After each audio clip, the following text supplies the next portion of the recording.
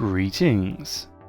In this video I'll be showing 4 different ways to paint gold that I've used in the past for my minis. For this video I've printed these torsos, and painted them up using my normal ultramarine scheme. You can check out my previous video or the description for the colours used. I'm starting out with Retributor Armour. All 4 of these styles will be using this as a base coat.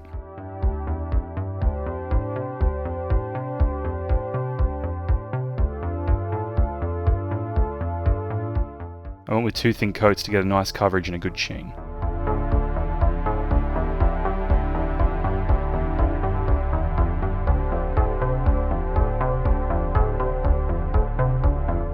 For the first style I'll be using Seraphim Sepia as a wash.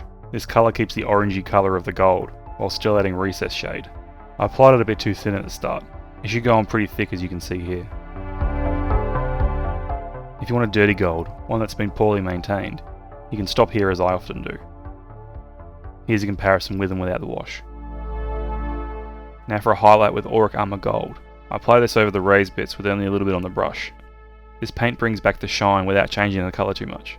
It has a sparkly but somewhat gummy finish, if that makes sense.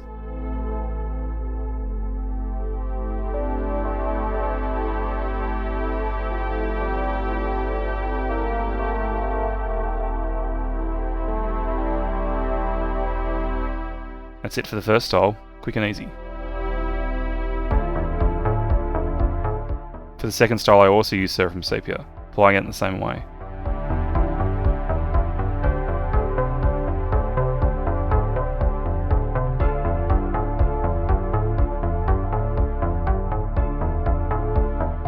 For the highlight this time, however, I use Thallax Gold Air Paint. The colour is very similar to Retributor Armour, but reflects more light than Auric Armour Gold. It looks more like metal without the sparkles.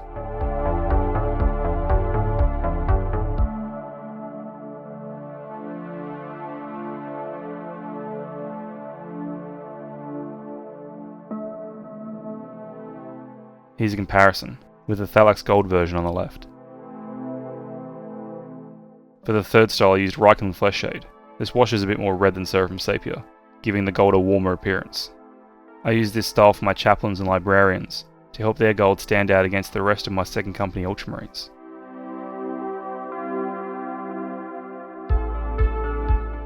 I use Liberator Gold for the highlight. This is a very different colour to Retributor Armour. When applied along the edge it gives a nice highlight. Be careful not to overdo it, as Liberator Gold seems to have a slight green tone, and can make it look like oxidized copper if you apply too much.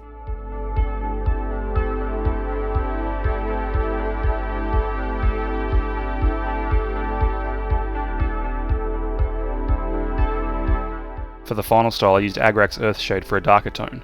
This is good for when you want the gold to look dirty or otherwise old.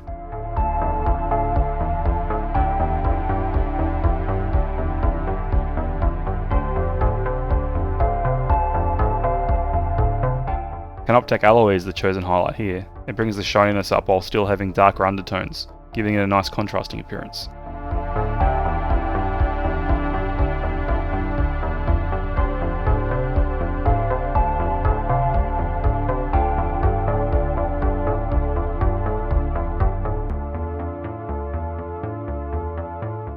And here's all 4 of them together.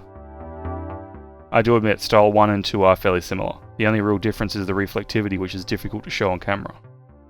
Style 3 and 4 force a shiny appearance by using lighter colours. Style 3 being a light gold, while style 4 could be a great dirty gold for a more worn appearance. Anyway, I hope you enjoyed this one. I hope you stick around for the next one.